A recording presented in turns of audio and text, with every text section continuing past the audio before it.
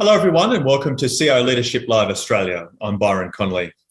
Now, the technology skills crisis that is occurring in Australia and overseas has severely impacted the ability for companies across all market sectors to fill much-needed roles, particularly in white-hot areas like cybersecurity. In cyber, there are simply not enough people to fill positions. And in Australia, for instance, there are just over 17,000 candidates available nationally, with big money being offered to people who have the required cyber skills. There's been much talk about how governments, educators, and the technology sector need to do a better job of marketing careers in technology and cybersecurity to young people in particular. But there might just be a more immediate answer to the issue of filling cyber roles, or any other role in technology for that matter. I'm joined today by Dominique Cotte, an Australian who pursued a career as a pilot and was recently a first officer for Emirates.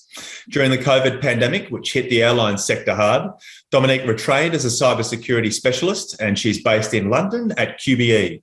Dominique, welcome, and thanks for joining me today. Thanks very much for having me. It's a pleasure. Now, Dominique, you studied aviation technology at Swinburne between 2007 and 2010. Can we start by talking about what drove you to pursue a career in aviation? Have you always wanted to be a pilot? So at the age of 14, I started to desire the travel industry. It started off with an idea about being cabin crew. And then by the time I was 16, I realized that I was more left brain. So I was very good at maths and physics. So for my 16th birthday, my friends blindfolded me and they drove me around. And when they took the blindfold off, I was at the airport and they bought me an introductory flight. And they thought, if you're going to get into the aviation industry, why not just be a pilot? And then that's how it all started. Like, why not just try and, become a pilot? So I did my very first flight. And then from that point on, I knew that that was what I wanted to do. And so what I did was I got together with my high school and my careers coordinator and my parents, and we created a course at school where I started studying. I undertook self-study for the first few licenses, and I did my first solo. And from there, I went, I got a scholarship and I went to Swinburne, and I did 3 years there. So it was a Bachelor of Aviation alongside the flying. So I ended up with commercial pilots license and instrument rating. And what were some of the highlights of your career? What have been some of the highlights so far? I'd say probably starting off. So I was very green pilot. I actually graduated into a global financial crisis in 2008. And then the aviation industry was hit hard again. So I ended up flying skydivers out of a paddock up near Bendigo in Victoria. And then, that would have been exciting. It was, but it was very hard work as well. I had an engine failure and landed in a paddock with only 200 hours. And then I guess other career highlights would be probably flying up around far north Queensland and flying into Aboriginal communities, because it's actually strange how the aviation industry works. When you've got the least experience, you end up with the hardest work. So flying with no weather radar, no other pilots, flying twin engine aircraft into bad weather in the wet season up there was very challenging. And then I found later in my career, when I was flying for Emirates, you had incredible technology, brand new aeroplanes, experienced pilots, and a lot of technical support in terms of weather radar and all those things. So, so I'd say probably I had the most adventure when I was flying out in the bush in Australia. Yeah, for sure. Sounds really exciting. Sounds really interesting. Now, you've worked at East Air, Skippers Aviation, Tiger Air, and of course, most recently Emirates. You had a role as first officer at Emirates on the Boeing 777. Now, as I understand, that was made redundant, and I'm assuming that was due to COVID, and that was in September 2020, was it? That must have been quite a stressful time for you. Yeah, it was actually quite heartbreaking when you're passionate about something and you've worked that hard and sacrifice that much to achieve something, and it's taken away without even knowing. It impacts you quite a lot. So I already thought I'd face a lot of adversity in my career. Obviously, as I mentioned, with the global financial crisis hitting aviation, and then, every sort of we had September 11 before my career started, then this, and then obviously COVID. So I think that was one of the things that made me sort of want to chase the industry that I knew was booming. So I feel like as the aviation industry starts to decline, because obviously we want low cost carriers, they're sort of taking over. People want to fly cheap. And so that's changed the industry in a big way. But I find with cybersecurity, it's a new, exciting industry. There's so many jobs. If you work hard and you're passionate about it, there's just so much opportunity. So that's what was exciting for me. Yeah, that's all right. No, it sounds good. You studied for a graduate certificate in cybersecurity at Institute of Data. You completed a remote internship program at the Moss Cybersecurity Institute, and you're now working in London as a cybersecurity consultant at QBE.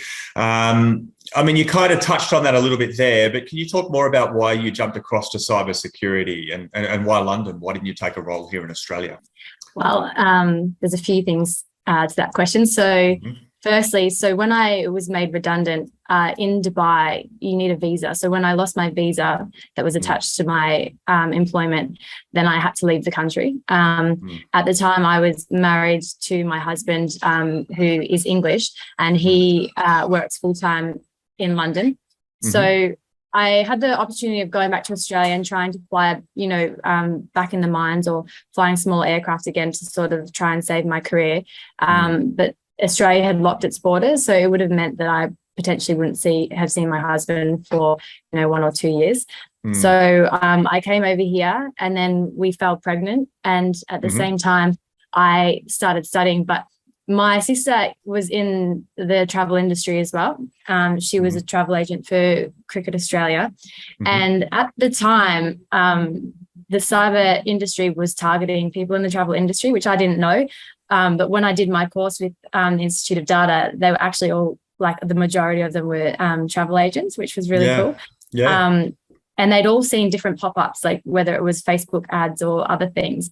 And so my sister, I think, received an email, and she forwarded it to me and said, I think you would be really good at this, because she understood the technical skills that I had already and how that could translate into cyber.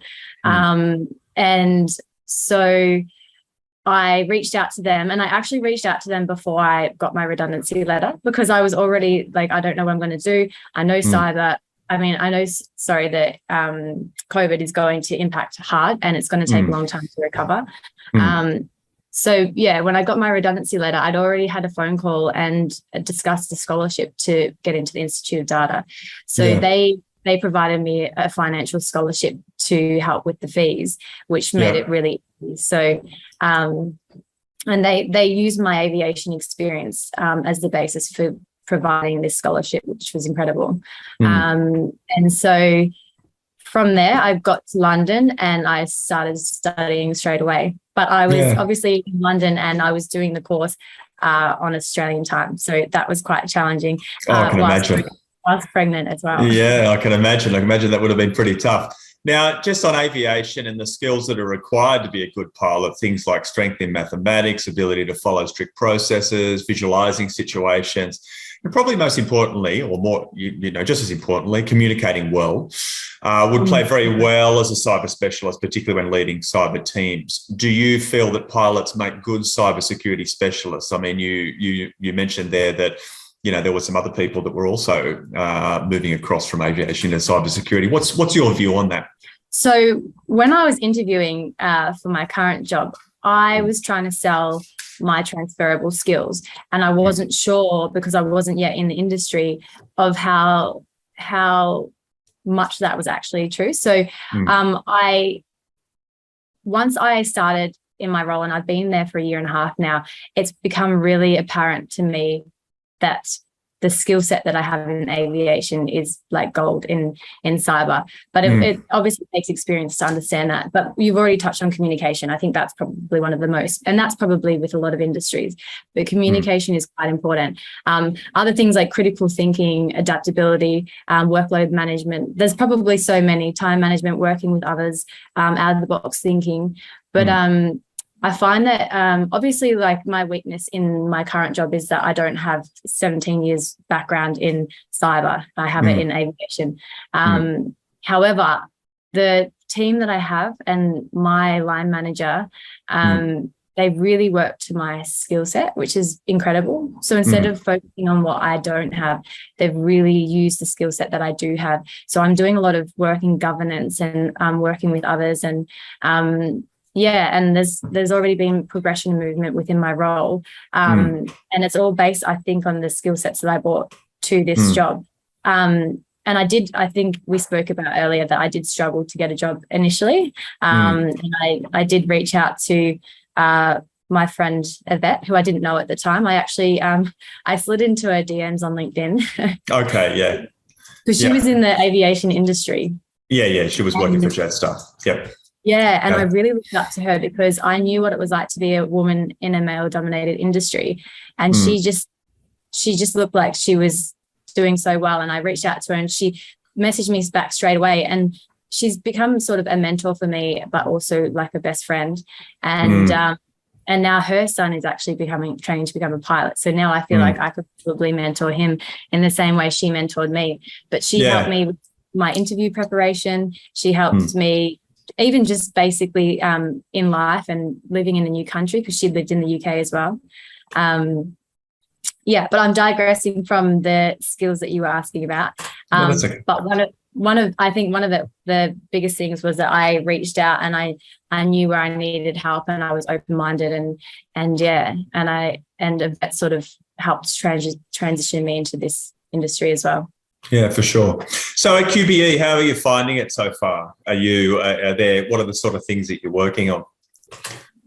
I love it. So I started working in third-party risk management.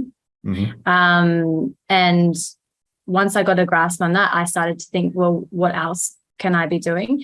Because there's so much potential in this industry to hone in on more technical, or if you don't like the technical side of it, the governance and consulting world that I'm in now is good as well. However, coming from aviation, I wanted to already do coding. I've been trying to upskill for a long time whilst I was in aviation, and I looked at doing coding just because that's the strengths. I'm very technical minded, but I wasn't quite sure about pen testing and how I would do in that.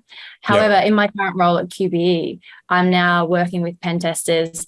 I'm doing governance and reporting around that. I touch on vulnerability and patch management, and like I said, the third party. So I'm starting to, only just in the last couple of weeks, I'm starting to learn a lot more about different roles. And so I know I have the opportunity to sort of move out of third party and into something more suited to me. And that's what I love about QBE, is it's dynamic, and they definitely want to work towards your skills and help move you in the direction that you want to go. So I see like the long future at QBE, because they support your growth, which is great. Are you working in a big cyber team there? What's the mix in gender as well? Is it still male dominated? Yeah, it is very male very male dominated. But QBE in particular, I had a call this week, and I realized that the people that I work closest with, they don't have a cyber background either. So QBE they've tried to look outside of the normal scope and to start looking at other skill sets from other industries. And it's quite nice to work for a company that's as open-minded as what I am, and you align, because they appreciate and respect your professional experience, and they've given me an opportunity. I wouldn't even say it's taking a risk on me. I think that they understand what's needed, and they've started to do it themselves, and I think it's paying off for them, and they've got so many success stories within QBE. Cool. So do you think that people like you in aviation and in other industries that are similar are potentially a big part of the answer to actually getting, the number of cyber people that we need around the world, in Australia and overseas? What's your feeling on that? Do you think that it's all going in the right direction in terms of getting the right people? Yes, I do. Definitely. I've actually had a few pilots message me and show some interest in doing the course as well. I've referred the course on to a couple of people. But all the things that we've spoken about before, those skills, pilots are very specific career path. We're very hardworking. There's not much room for mistakes. Like I said about critical thinking before, and, safety management, risk assessing. A lot of industries probably would work well moving into cyber, but I feel like Yeah. in particular aviation, the fact that it is all about risk and safety and policies and standards, international standards as well, they're very aligned in that way. It's funny because at QBE, my team are always like, "You're thinking like a pilot," and I'm like, "I know, I have to think like a pilot. I can't not follow like what the consequences are going to be of certain actions." So but it hasn't worked against me so far. Yeah, certainly good skills to have. Now, what do you think is next for you? Do you have ambitions, I guess, down the track to move into more senior leadership roles in the future, possibly as a CISO or someone like that? What are your thoughts on that, say, in the next 5 or 10 years? That always says this to me. Yes, I think I have to shoot for the stars, really. So a CISO role would be great. I think I was so prepared at Emirates to move to be a captain, and that's been 17 years in the making, and it's taken every single one of those years to develop and develop a management style. And I was so prepared. If you're a captain on a jet, you have 20 cabin crew, you've got all of the ground staff, the engineers, you've got air traffic control, other pilots. So I felt ready for a leadership role. And so that is definitely something that I want to bring into cyber. So I think a CISO role would be incredible. I obviously have a lot of work to do. I think I'm still in my infancy in cyber, and I need the experience and knowledge base to support that. I always say knowledge is power. So I do respect that I am quite new into the industry, but already in a year and a half, I can see how much I've learned. So I guess setting that for 5 years is reasonable. Yeah, for sure. Now, do you miss flying the big jets though? That's the $1 million question, I guess. I mean, it must be a bit of a rush getting up in those big jets. You must miss that. I do, because it wasn't just a job; it was a passion. It became part of who I was. But in terms of family life, now that I have a baby and my husband's here, there's no other job like the job that I have at QBE. The flexibility, and they have this thing which they call flex, which is basically making sure that people have a good balance between lifestyle and work. So the support that I've had in having a baby and how much time I get to spend with my family, you don't get that in the aviation industry. So whilst I miss flying, I've created a really amazing lifestyle and a new career for myself. Yeah, no, that's fantastic. So something good came out of COVID. Definitely. For sure. Dominique, I think we'll leave it there. I've really enjoyed talking to you for CIO Leadership Live. Thank you very much for spending time to chat with me today, and I do wish you all the best in your future career. Hopefully down the track we'll see you as a CISO, and hopefully back in Australia at some point maybe. That's the goal, yeah. Yeah, for sure. All right, thank you very much, Dominique.